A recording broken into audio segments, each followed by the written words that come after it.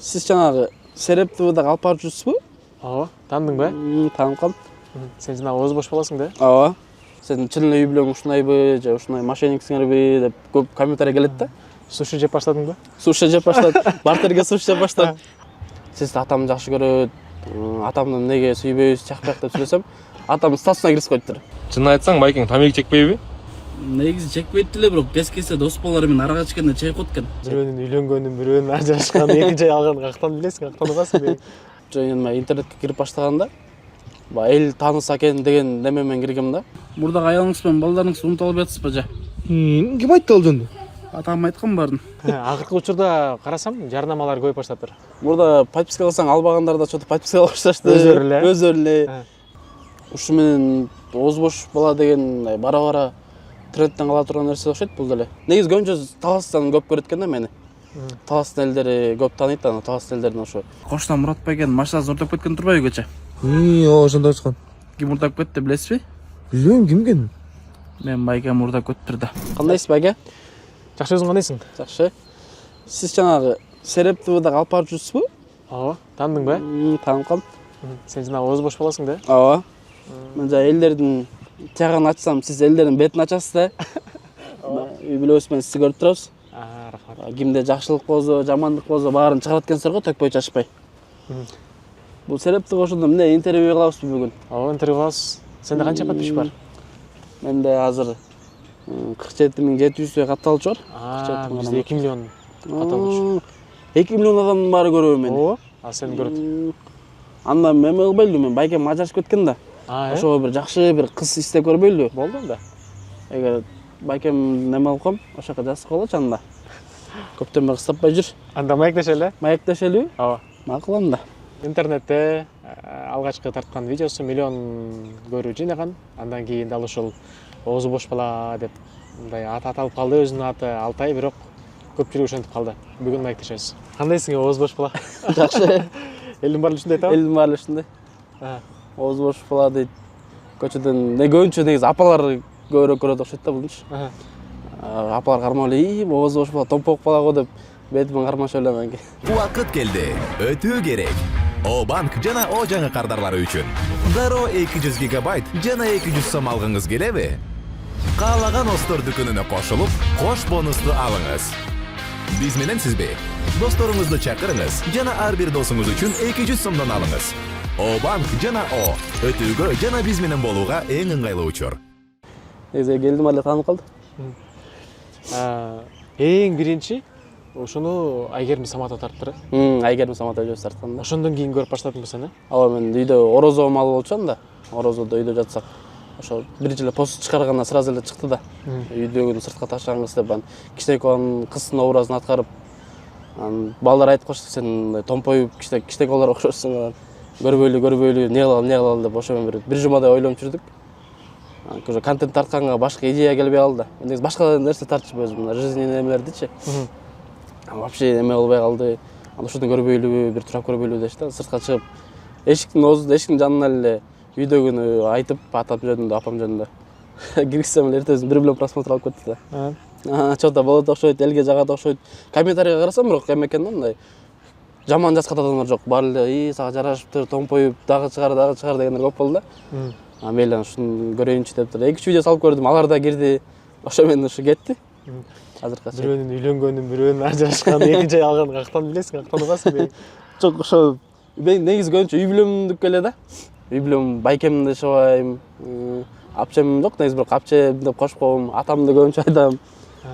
Бир случай болду, баягыда эме кылып, Асема Токтобекова дегенди таанып болуш керексиңер жанагы. Бос талкындагычы. Ошо менен видео киргизсем, аны атам жөнүндө айткам дагы. Сиз атамды жакшы көрөт, атамды эмнеге сүйбөйсүз, чакпак деп сүйлөсөм, атам статусуна киргизип коюптур. Өзүм атамчы. Чалдым да, атам эмне көрүп атасызбы десем, ооба көрдүм, бул эмне кылганын деп атпай. Бул деген жөн эле контент тура түшүнүңүз, сиз эчтеке кылган жок десем, мейли уру бер анда ашылып, Асемага тура эле айтсам болду деп бирсире күлгөн ал. Үй бүлөнүн жөнүн айтканда башында эме кылышты. Сен чын эле үй бүлөң ушунайбы, же ушундай мошенниксиңерби деп көп комментарий келет да. Байкемдерге айтсам тура эле эме тартып атамбы, эмне кылайын десем, тартып эчтеке болбойт, биз тура эле түшүнөбүз деп коюшту. Ошо мен тартып жүрөм азыр. Полный үй бүлөм да. Баары эле негизи жашоодон алынат. баары эле негизи жашоодон алынган нерсе. Сен билесиң аларды. Мен билбейм деле. Жок, эми кээ кошом, кээ чынык эле. Бирөөнө кеңешесиң? Өзүм үйдөн эле жатып ойлонуп, не кылсам деп эле. Мен негизи ушул эмени мындай блокчейн интернетке кирип баштаганда эл тааныса экен деген немемен киргем да. Кичинекей кезимен баштап вайндарды көрүп, ушундай болсом экен, чоңойгондо актер болсом экен деген нерсе менен аракет кылбам. Башка негизи ооз бош балга чейин мен тартып жүргөн вайндарымда просмотр алгам, бирок эч ким тааныш эмес да көчөдө. Анан ооз бош баладан кийин уже мен биринчи эме кылып сүрөткө түшкөн, бул Таластан, өзүм Таластанмын го, Таластан сүрөткө түшкөн. Бир эки чапа келип, Томпошка десе мен эмне деп отургум? А сен жана ооз ачып каласың да, биз сени жакшы көрөбүз, кел сүрөткө түшөбүз деп. Аябай жагымдуу болгон да ошол нерсечи. Анан ошо мен шаардан да негизи көбүнчө Таластан көп көрөт экен да мени. Таластын элдери көп тааныйт, анан Таластын элдерин ошо көбүнчө алгам ушул сөздү. Шаардан бир 10% болсо болот, болбосо ошо көп деле болбойт да. Барып турасың, бас? Ооба, Таласка бат-баттан эле барып турам. Көрүнүп турам бир сыра бар. Акыркы учурда карасам, жарнамалар көбөйүп баштаптыр. Телефондун жарнамасы, дүкөндүн жарнамасы деген сыяктуучу. Жарнамалардан Таластан биринчи жарнамамды Таластан алдым мен. Баасы ушу эми башында сурашты жарнамаң баасы канча, анан өмүр жарнама алып көрбөгөн билген жокмун да. Анан силерге кандай болот десем, сен багында айт деп, анан кийин ойлонуп не десем экен, 10 000 сом десем чота кымбат болуп кетет. Анан 5 000 сомдоп көрөйүнчү, буга деле болбойт окшойт, 5 000 сом десем, макул давай анда деп эле чакырышты да. Ошо менен ага тартып берсем жанагысын айтып бер ал, 5 000 сом деп. Анан мен 5 000 сомго тартып бүткөндөн кийин үйгө келип 5 000 сом алсам, өзүмдүн жанында жүргөн байкем бар. Ошол короче 5 000 сом деген азыр болбойт. Сен 5 000 сомго тартып берсең, короче элдин баары эле чакырып берет. Андан көрө ставкаң көбөйт, өзүңдүн курсуңду бийик кой деген эле. Багыңды карма деди да. Мындай репутацияң карма, 5 000 сомго тартып берсең, сен бардыгы эле реклама көтпөй депчи. Анан тиге же эме жазып калды. 10 000 сом болот, 10 000 сомго тартам десем, ал сразу давай деди. Ошо мен чота басын бийиктей берсем болот экен деп. Азыр ушу $250 кылгам. Азыркы учурда. Азыркы учурда. Сториске эме, рилске соавторство кылыпчы. Кандай болот? Тарттыргандар тарттырып атат. Болбогондор бири сурайт, анан всё хорошо деп ойлонобуз дейт. Пока рекламага бирок албаганга аракет кылып атам да. Неге? Кичине өзүмдүн акыркы бир 4-5 видео реклама болуп кеткен да. Көрдүм ошондо. Ошо мен элдин баары эле реклама албай эле өзүңкү эле чыгарбайсыңбы дегенден албай эле коюп атам да. Суши жеп баштадыңбы? Суши жеп баштадым. Бартерге суши жеп баштадым. Кыялданчумун ушул нерсени, мына бартерге бир нерсе жезем, кафе көрсөм мондай бир нерсени тамакка сториске тартып койсоң бекере берсе деген нерселер болчу. Ошо сушилерди бекере келип атат бартерге сториске киришкенке. Ооз бош бала деп чыккандан кийин тааныштар көбөйдү. Тааныштар көбөйдү. Мурда жазбагандар жазып баштады. Көбүнчө эле мындай контент урбайлыбы, совместный видео тартпайлыбы дегендер көп болот экен. Келбейсиңби, чай ичпейлиби дегендер да көп болот экен. Тааныштар негизи шоу чөйрөдө көп болчу, бирок мындай таза арбай көбөйүп баштады да. Мурда подписка кылсаң албагандар да чота подписка кылып башташты. Өздөрү эле. Подписка кылсаң кайра эме кылып жазып башташты. Сен ушундай вайнер болуп кеткен турбайсыңбы, блогер болуп кеткен турбайсыңбы, келбейсиңби дегендерчи. Болот экен андай. Эми мисалы оозу бош баладан эмне күтөсүң? Алдыдачы. Эмнерди күтсөк болот? Мисалы үй бүлөдөгү нерсени баарын айтасың го. Машинанын урдаганын айтасың, дегенин үйлөнгөнү, ажырашканы, экинчи аял алганы, түрккө тийгени мисалычы. Оозу бош баладан ушу эме кылыш керек, атасын чалдырып чыгарыш керек деп ошо образ издеп жүрмүн да. Оозу бош баланын атасы. Мен көбүнчөсү айтканым, бул атам айткан мага, сиз мисалы эме ажырашып кеткен турбайсызбы, ким айтты сага десе, мен атам айткан деп. Каччы атаңа, анан кийин атам азыр Бишкекке көчөбүз атат, биздин кароосу көп болуп кетти деп. Көбүнчөсү атамды эме кылгам да. Анан ошонун мындай, типа мен бир 2-3 мурунку видеодо, короче, мага келген да, сен атаң издеп жүрү, Москвадан келиптир дегенде мен кредитин төлөп бүттүрбү деп, качпа барып келейин деп ошо мен кеткем да. Ошол жерден кийинкиси атасын чыгарыш керек болчу да, бирок образын изденүүдө таппай ошо мындай күлкүлүү образ кылып чыгарсакпы деген ой болуп атат да. Үй бүлөмөн негизи мындай бул нерсең токтот, бул нерсе болбойт деген нерсени бир туугандар менен деле угуп элекмин. Алар поддержкада да. Канча бир туугансың? Мен өзүм 3 бир тууганмын, эң кичүүсүмүн. Улуу байкем ошо айылда, ал үйлөнгөн. Уна сатпайбы? Иә. Уна сатпайбы? Жок, уна сатпайт. Автосалонда иштебейт. Автосалонго эч тиешеси жок. Ортоңку байкем биякта шаарда. уурдап кеттир деген. Мен айткан нерселерге бир туугандарым тиешеси эле жок негизи. Кичинекей кезимден бери сценарий жазганды жакшы көрөм. Айылдан бир балдар классташтарым чогултуп эле кыз бала качуу жөнүндө бир кино тартканбыз, кыска метраждуу. Барбы азыр, YouTube'да барбы? Азыр YouTube'да бар. Кыз бала качуу деген. 150 миңби, 300 миңдей просмотр алмаш керек. Андан кийин Тагдырдын сыноосу деген дагы бир неме кыска метраж тартканбыз. Анан шаардан чогулуп келип жаңылуу деген бир сериал тартканбыз, мини сериал. Ал экинчи сериясынан бюджет жактан кыйналып токтоп калды да. Ошолор тартып, анан азыр мындай эмени Тагдырдын сыноосу деген сыяктуу кылып бир сценарий жазып аткам өзүм. Агасы менен карындаш жөнүндөчү. Ата энеси жок болуп, ушундай сыяктуу кылып, драма сыяктуу кылыпчы. Ошону чыгарсам дейсиң. Ошону чыгарсам деп кино тартсаммы деген кыялым бар да мен көбүнчөсү. Негизи жарнамадан мен өзүм бойдок болуп турбаймынбы азыр. Жарнамадан өзүм негизи акча көп чогулта албайм. Жарнаманын акчасы сразу эле нары жак бери жакка кетип калып атат да. Басасың, Жакшы нерсе басасың, турасың, жейткезиң, четкезиң. Жарнаманын акчасын азыр эме кыла элекмин, чогултуп көрө элекмин.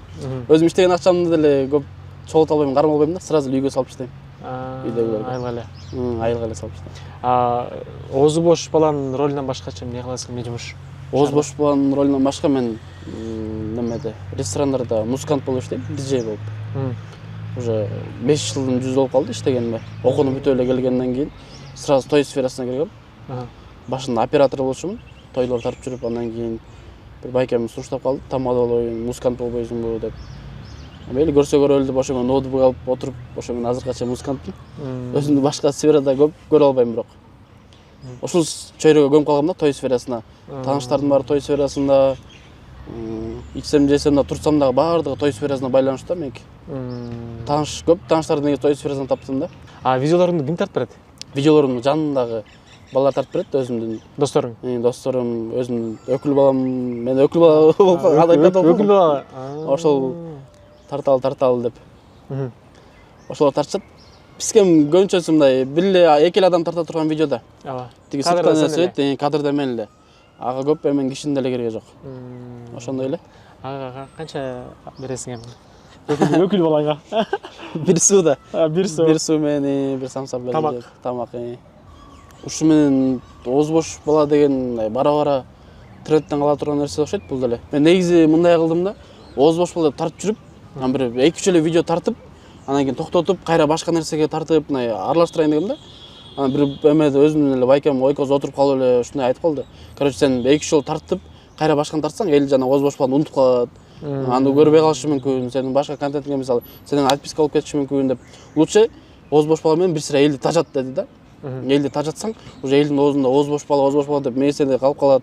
Аны уже кийин башка эме алсаң дагы, уже сени көрүп баштайт, бул баягы ооз бош бала го, бул эмне кылып болуп экен деп, уже сени карап баштайт. А сен 1-2 жолу тартып, уже токтотсоң, эл сени байкабай калат, көрбөй калат дегенди айткан да.